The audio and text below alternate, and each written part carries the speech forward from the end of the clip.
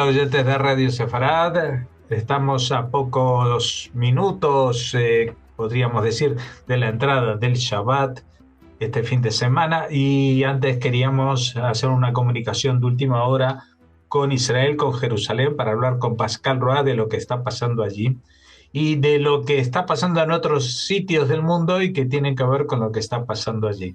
¿Qué tal, Pascal? Y efectivamente, muchos frentes, como siempre, a veces incluso ahora en Europa, desde ayer, cuando hablamos de la orden de detención de Netanyahu y Galán, desde la Corte Penal Internacional de La Haya. O sea, es otro frente, podríamos decir, del que se ha hablado mucho en Israel, porque al fin y al cabo puede sentar un precedente también contra otros líderes democráticos en Israel o en el extranjero, o sea, en países también de occidentales, ilustrados, estados de derecho, o sea, aquí preocupa mucho la puerta que se abre de repente a abusos por parte de esta misma corte que es una emanación de las Naciones Unidas al fin y al cabo. Sí, Y bueno, es una emanación de los países, de algunos de los países de las Naciones Unidas. Naciones Unidas, si no me equivoco, tiene 195 miembros y la Corte Penal Internacional tiene a 124 países. ¿Qué se supone? ¿Quiénes se supone que no están en la Corte Penal Internacional y por qué razón? Pues son los países garantistas en cuanto a justicia. Es decir, que tienen un mecanismo de justicia, de revisión, de democracia, etcétera. Entonces ahí no están la mayoría de los países democráticos que conocemos, pero que constituyen, como hemos visto, si son 124 y eran 195, pues se quedan fuera 71 países. Estos son los países que tienen algunas garantías democráticas o todas las garantías democráticas. Ahí está Estados Unidos, está Israel, etcétera, etcétera. Pero ¿quiénes son los 124 países? Pues todos los otros donde no hay garantías democráticas y que se adhirieron al Estatuto de Roma y que por lo tanto ellos, los países que no cumplen con las garantías democráticas, son los que juzgan a los países con garantías democráticas.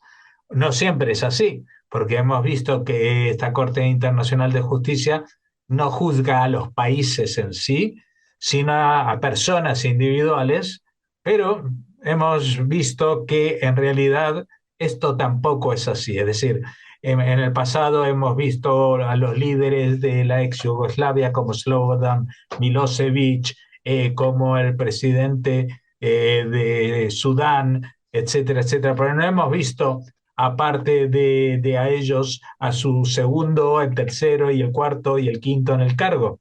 Y esto es lo que evidentemente es el interés que tienen los países que están adheridos a esta Corte Penal Internacional y que lo que pretenden es conseguir por estas triquiñuelas político-legales o ilegales acabar con un país, que no pueden acabar con él de forma militar. Estamos hablando de antisemitismo articulado a través de organismos internacionales. Y, oh, sorpresa, este organismo también depende de Naciones Unidas, que es otro de los organismos que venimos denunciando desde hace tiempo porque hay distintas ramas, como es la UNRWA, que no solamente han hecho la vista gorda, sino que han colaborado de forma demostrable y sostenida con grupos terroristas que su interés es asesinar y eliminar países de las Naciones Unidas. Esto evidentemente no va bien para los bien pensantes y wokis de la nueva generación que se creen que una cosa que se llama justicia universal puede aplicarse a través de mecanismos como estos. Primero, que la justicia universal no existe de forma legal. No existe ese concepto. Existen mecanismos internacionales de aplicación de justicia, pero no hay una justicia universal. Porque si fuera justicia universal, pues me imagino que no existirían países donde no existe la democracia, países donde se viola a las mujeres, países donde se ejerce un poder basado en la fuerza sobre la población, etcétera, etcétera. Es decir, aquí hay mucho que revisar, pero te voy a pasar el micrófono porque estoy mandándome el speech en solitario. Cuéntanos. No, no, por supuesto. Y haces bien de recordar que no todos los países han adherido al Estatuto de Roma que establece la Corte Penal Internacional, y dos de ellos son Israel y Estados Unidos. O sea, no es casual. Sin embargo, aquí se ha comentado mucho también por los lazos de Israel con países europeos. O sea, fíjate, son 25 países occidentales que han adherido a los estatutos. Significa que, en teoría, si viaja Netanyahu como primer ministro, podría ser detenido y extraditado a La Haya, o sea, a los Países Bajos. Por eso se ha comentado mucho cuál es la reacción de los países occidentales. Por supuesto que desde Estados Unidos ha habido una condena rotunda. La administración Biden habla de una sanción escandalosa, indignante, pero no es así de los demás países europeos. Los que apoyan a Israel son los países que conocemos, como Hungría, ¿no? Orbán, que invita enseguida a Netanyahu a visitar el país. También República Checa, que encima está intentando, o sea, ha empezado el procedimiento para desligarse de la Corte Penal Internacional, y Austria también ha mostrado su apoyo. Pero los demás es más complicado porque son signatarios, se sienten vinculados a la Corte Penal Internacional y no reaccionan de forma frontal. Es decir, acataremos la decisión en el momento en que viaje Netanyahu. O sea, ¿es eso o la destrucción de un cierto sistema multilateralista en el que Europa ha creído, sobre todo después de la Segunda Guerra Mundial?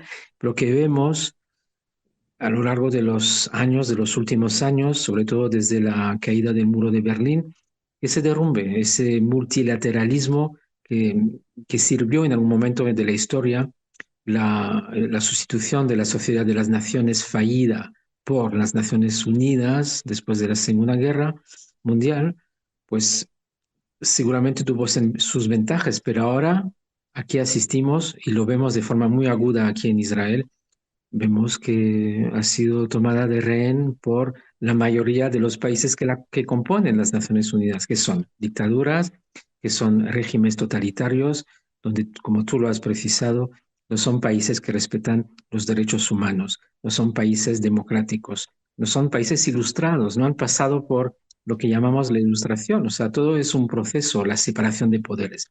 Por eso es tan escandaloso que reviertan la causa contra Israel, que es un país precisamente democrático, ilustrado, con separación de poderes, con dificultad a veces hablando de la reforma judicial, pero aún es así. Y con un sistema, como tú lo has mencionado al principio, con un sistema legal que permite enjuiciar a sus líderes. Entonces, Ujú. no tiene ningún sentido y es un escándalo. Bueno, aparte, si nosotros recordamos un poquito la historia, las Naciones Unidas creo que nació un poquito antes del final de la Segunda Guerra Mundial, justamente para agrupar a los países en torno a la idea esta de que había que establecer un mecanismo internacional, ¿no? Eh, por suerte, en esos primeros años del final de la guerra, de la Segunda Guerra Mundial, todavía no había empezado tan crudamente la Guerra Fría. Y entonces los primeros países que formaron las Naciones Unidas eran también países occidentales y también países del bloque soviético. Ahí estaban la mayoría de los países. Pero tomemos como referencia que Israel fue aceptada en las Naciones Unidas en el año 49. En el año 49, cuando fue aceptada, formaban las Naciones Unidas no más de unos 50 países. Y España no era aceptada en las Naciones Unidas por haber mantenido un régimen que no solamente era dictatorial, sino que había sido bastante tolerante con los nazis y no le dieron carta de entrada hasta el año 50 y pico, cuando Estados Unidos verificó de que el papel de España, aunque fuera como dictadura, como contrapeso al comunismo en Europa, era importante. Y a partir de ahí, lentamente se fueron incorporando otros países, pero nunca se llegó y nunca era la filosofía de que todos los países, por el hecho de ser un país, tenían que estar en Naciones Unidas. Tenían que cumplir también con ciertas, digamos, medidas o normas de comportamiento para poder ser aceptadas en las Naciones Unidas. Vimos que uno de los puntos de inflexión de Naciones Unidas fue en los años 80 o finales de los 70, cuando China habló con Nixon, que era presidente de Estados Unidos, se abrió y uno de los países que formaba el muy restringido Consejo de Seguridad de Naciones Unidas, que eran solamente 5 países, que estaba la Unión Soviética, Estados Unidos, Francia y el Reino Unido, pues el que se agregó al principio de todos era Taiwán, la República Nacionalista China. Pero tras las negociaciones en el principio de los 80, pues y se integró en este grupo selecto a China, y la República Nacionalista China no solamente que ya no estuvo en el Consejo de Seguridad, sino que es uno de los pocos países, muy pocos países, que no están en Naciones Unidas, porque hay un veto de la China popular, la China comunista desde entonces. Ya vemos que ahí hay ya un truco en el cual pues hay jugadores que pueden jugar de una manera y otros que no.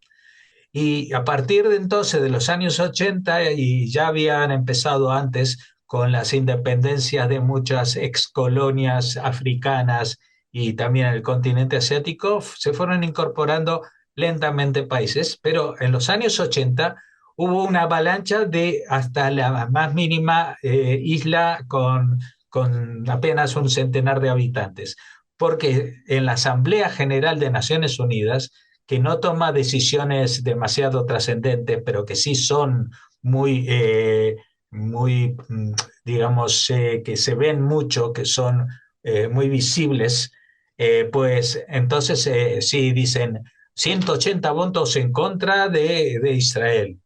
Pues esos 180 votos son los mismos 10 de siempre, más los 170 que han llegado en la última hora y a los que se les ha dicho: yo te voy a dar el voto de confianza para que ingreses en Naciones Unidas, pero a cambio tú siempre vas a votar contra Israel. Punto pelota. Y esto se ha ido degenerando, y yo creo que uno de los primeros grandes síntomas de degeneración con el tema de Israel fue también en los años 80 en un organismo de Naciones Unidas llamada UNESCO, que es el que se encarga de la cultura y el arte en todo el mundo, que declaró, cuando estaba de presidente de ese organismo, un español, nada más y nada menos, pues qué casualidad, ¿no? Porque últimamente cada vez que hay un español al frente de algún organismo de Naciones Unidas, hay alguna declaración antisemita. Pues han declarado de que el sionismo es una forma de racismo. Eso ya lo dijeron en los años 80. Desde entonces, uno no puede decir en el mundo occidental, fuera de Estados Unidos quizás y de Canadá, que uno es sionista, que uno defiende la existencia del Estado de Israel, porque es como decir: yo soy un yihadista radical. Eso es como decir lo mismo, es decir, está considerado una versión tergiversada de la humanidad, una deshumanización. Desde esos mismos años también se ha hecho una escalada en el tema de demonización de Israel, demonización del sionismo y por ende también una nueva demonización de los judíos, que ya estaba muy implantada en el público. Así que estos son todos los antecedentes que nos llevan a que hoy día un país como Sudáfrica, que ha sido incentivado a presentar esta moción con dinero de los pobrecitos de Hamas que no tenían para comer, ¿se acuerdan? Hace pocos meses antes de la guerra, Israel los deja empobrecidos, no tienen ni para comer, pero tenían para sobornar al régimen sudafricano. Eso es. Bueno, y todo esto nos ha llevado a muchas, ¿cómo diría?, reacciones. Como te decía, se ha escrutado bastante las reacciones de los países europeos. Hemos hablado de los tres países, Austria, República Checa y Hungría, pues los también que son más al oeste, como Francia, Italia, Países Bajos. España no se ha pronunciado, que yo sepa, todavía. Bueno, estos países más o menos dicen que van a acatar las órdenes de detención, con la excepción notable también de Alemania. Alemania tampoco va a, por ejemplo, si viaja Netanyahu a Alemania no le va a arrestar. Todo parece indicar, por lo menos, porque el portavoz del gobierno dijo hace escasos minutos que no hay base seria para llegar, para proceder a un arresto de un primer ministro de un país democrático como Israel. No hay base seria. Y cualquier país serio también tendría que seguir el ejemplo, el modelo de Alemania y de otros países europeos. Sin embargo, por la fuerza de la costumbre, la fuerza de los vínculos que unen ciertos, los países occidentales a las Naciones Unidas, como lo hemos comentado al principio, pues esto hace que deben obligados, entre comillas, se verían obligados a acatar la decisión. Altamente simbólica, efectivamente. Todo lo que has comentado, las Naciones Unidas, la Asamblea General, tiene un valor simbólico porque de repente un número increíble de países que votan en contra de Israel. Ahora, todos los países que están apoyando el Procurador General también de la Corte Penal Internacional, que estaría también bajo sospecha de, de delitos de carácter sexual. Bueno, pues todo el mundo está siguiendo, entonces es como crea un inmenso bulo, pero al fin y al cabo, ¿de qué se trata? Se trata de una posición extrema, extremista, radical, que por lo menos aquí en Israel, como lo comenté ayer, um, ha conseguido algo extraordinario, unir a todo el espectro político. O sea, es un hecho, es bastante remarcable, o sea, es un hecho bastante importante que todos los líderes de la oposición hayan condenado de la misma forma rotunda la, las órdenes de detención. O sea, hay que tomar en cuenta esto, porque en el fondo la gente no es tonta, sabe de qué se trata. Y confío mucho también que en la mayoría de los países occidentales, aparte de las alineaciones de rigor por parte de sus jefes de Estado, por los jefes de gobierno o por los medios también muy ideologizados y contrarios a Israel, pues confío que la gente sepa o entienda muy bien de qué se trata, que es un ataque a la democracia, pura y simple.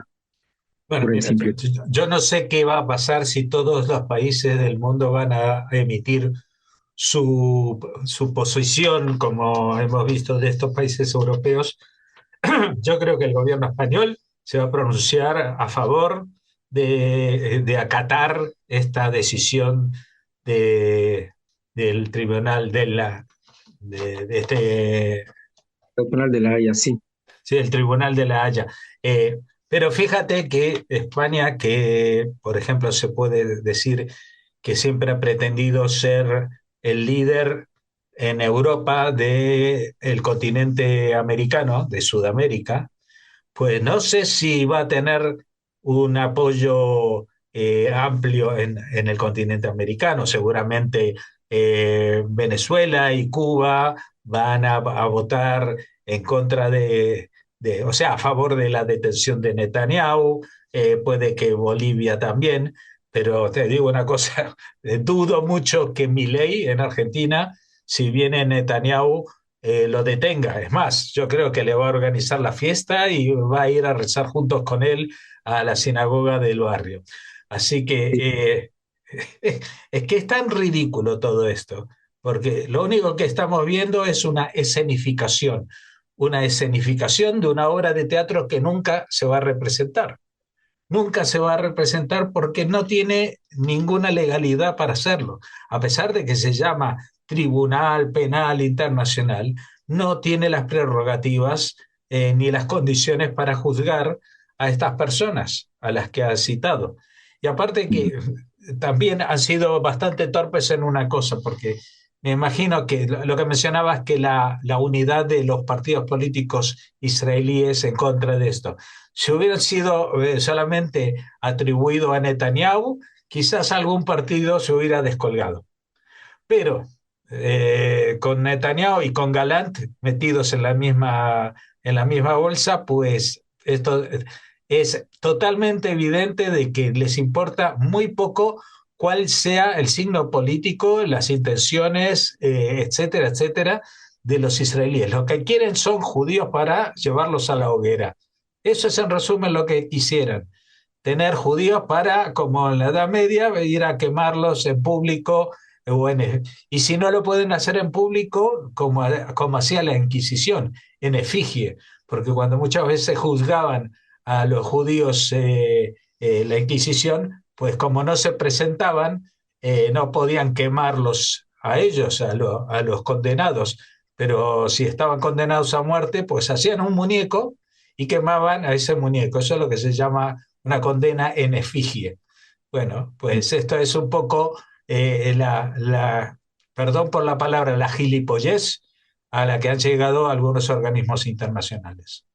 Y para continuar con consecuencias, y luego pasaremos a otro tipo de noticias, las consecuencias, por ejemplo, es también el hecho de que el ministro de Asuntos Exteriores de los Países Bajos tenía que viajar. Bueno, la visita estaba planificada para el lunes, pero después de haber también reconocido estas órdenes de detención en La Haya, capital de los Países Bajos, después de declarar que acatarían esas órdenes, el nuevo ministro de Asuntos Exteriores de Israel, Gideon Sa'ar, ha decidido anular tal visita. Y es curioso porque el gobierno neerlandés, nuevo gobierno, es bastante afín a Israel en general, pero en esta ocasión ha decidido seguir las órdenes de detención de la Corte. También otras consecuencias que podríamos ver, creo que no es una casualidad que hoy, por ejemplo, Israel Katz, el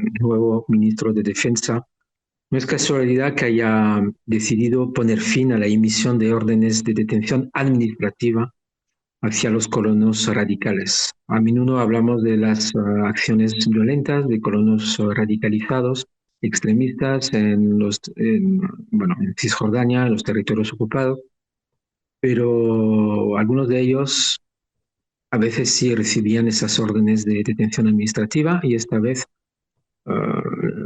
quitando el contexto de amenaza terrorista en Judea y Samaria, también en un contexto de sanciones injustificadas contra los colonos judíos, pues Israel Katz ha decidido anular la posibilidad o terminar con la posibilidad de emitir órdenes de detención administrativa que sí seguirán en pie contra palestinos.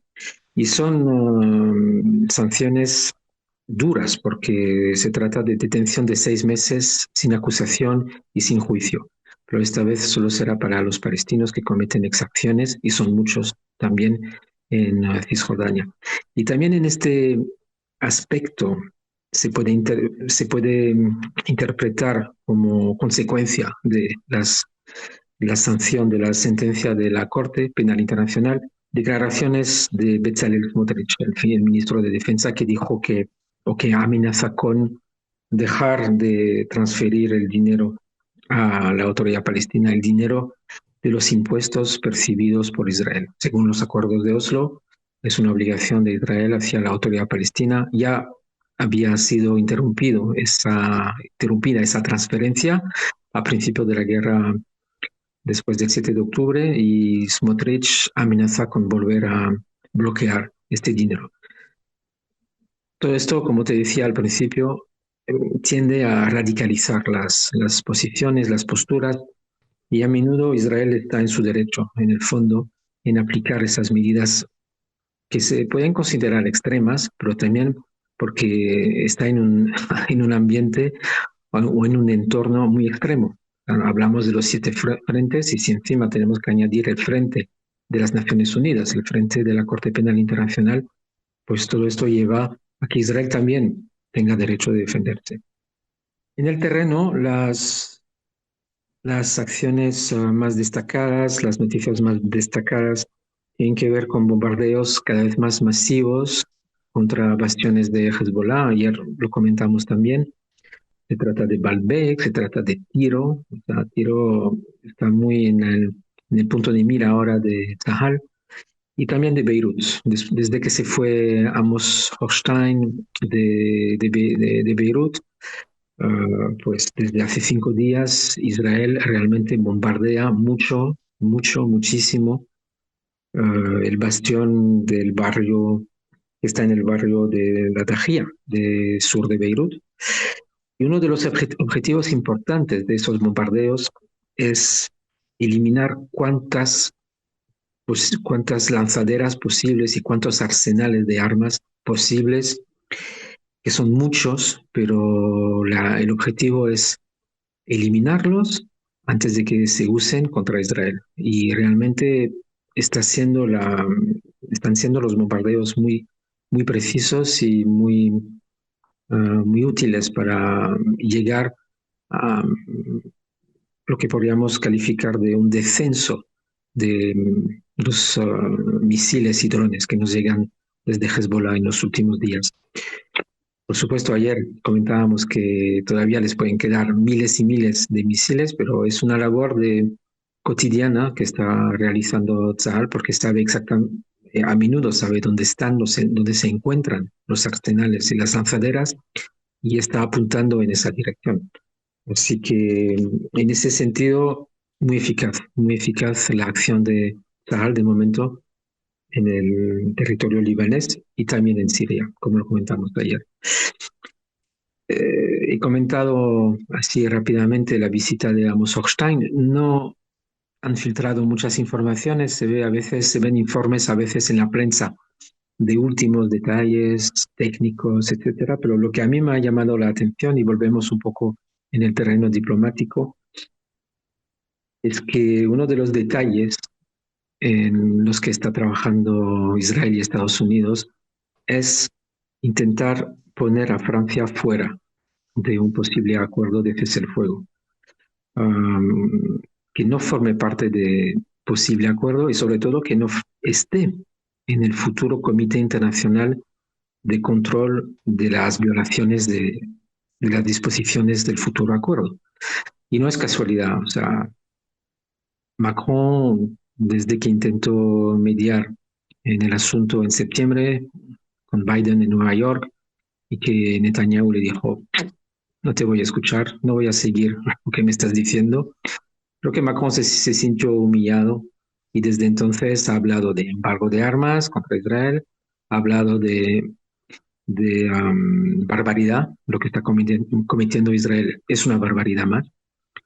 También la anulación o la exclusión de empresas israelíes en ferias de armamento, todo eso hace que Netanyahu, Israel en general, el gobierno, no confía ya en Francia y lo quiere fuera de un acuerdo futuro entre Líbano, Hezbollah e Israel.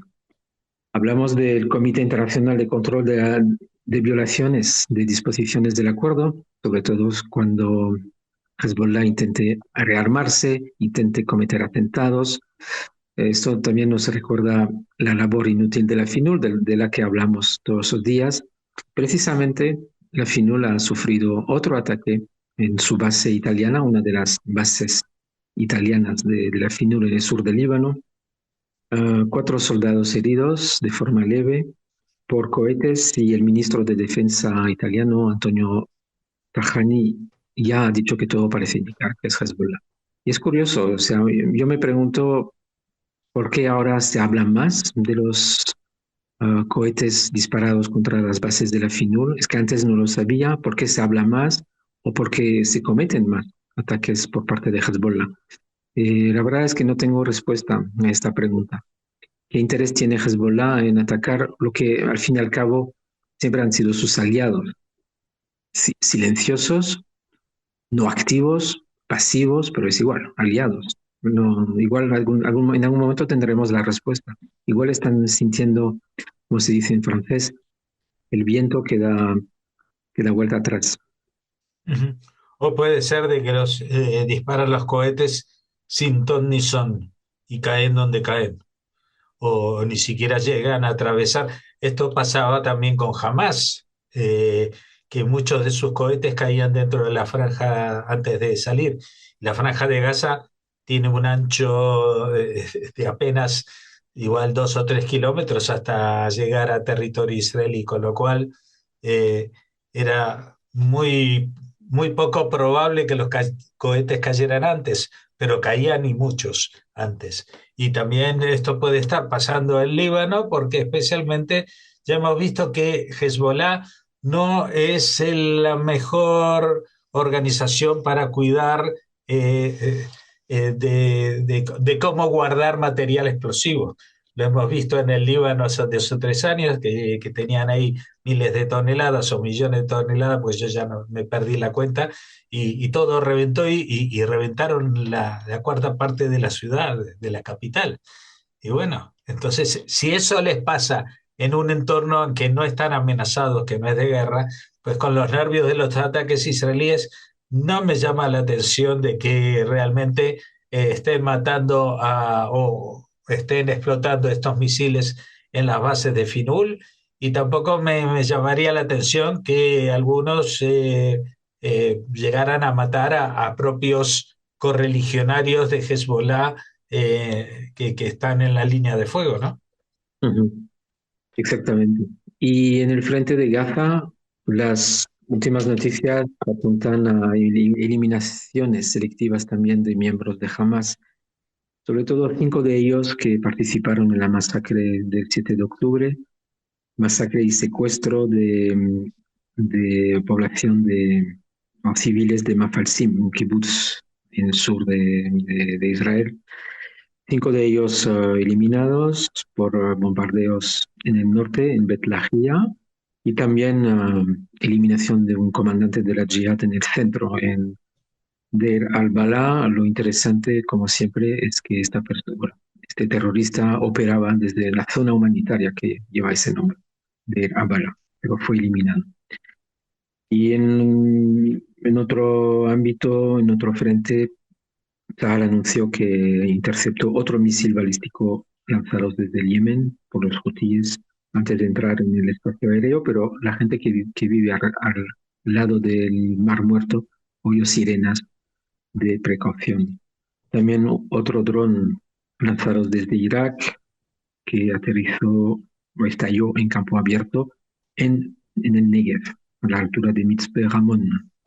Y nada más que decir después de una semana con muchas noticias de carácter diplomático, y veremos si, por ejemplo, sabemos más de la visita, cuáles son los frutos de la visita de Amos Hochstein, si un posible acuerdo del fuego está a la vista o no, a partir del lunes. Bueno, al lunes te volveremos a llamar, veremos qué es lo que se ha movido y lo que no en la situación y en el presente de Israel. Muchas gracias por habernos atendido y Shabbat Shalom. Shabbat Shalom.